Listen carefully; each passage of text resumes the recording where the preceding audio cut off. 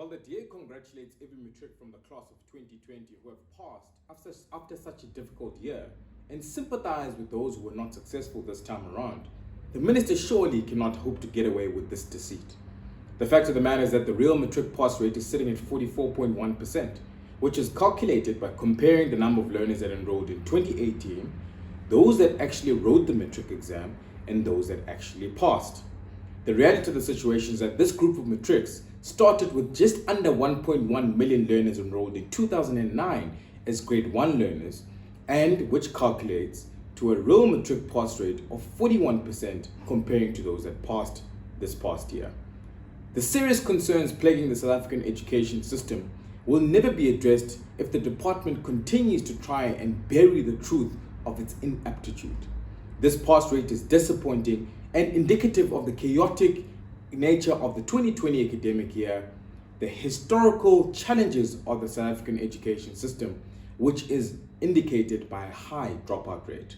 For years, the South African education system has suffered from an overburdened curriculum. Due to years of neglect of the education system, many children have fallen by the wayside and have been forgotten.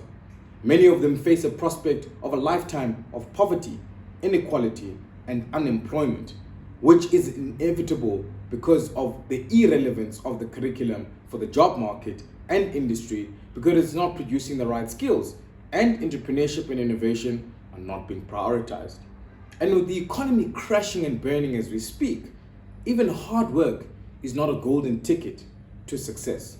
Schools do not have infrastructure to cater for the needs and safety of learners, with many built on mud and asbestos still in use with unsafe pit toilets. While provinces like Gauteng spend 431 million and the Eastern Cape spend 500 million on deep cleaning and overpriced PPE, surely this money could have been used for better infrastructure to create a conducive learning environment. Teachers struggle to get the correct equipment to teach, and there's a serious lack of mathematics and science teachers. These are not problems that arose with the COVID-19 pandemic. These problems have been ignored for years in favor of whitewashing the results to mask the severe systematic failures, quantity over quality. Yet in spite of many challenges, countless teachers stepped up and went to the extra mile to ensure that learners during this time actually get the results. And the DA commends them for their service.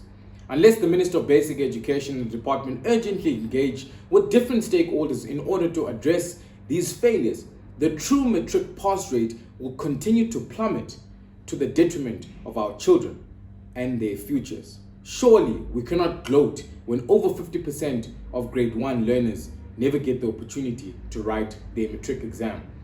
The generation that is coming up surely deserves better than a perpetual lifetime of poverty.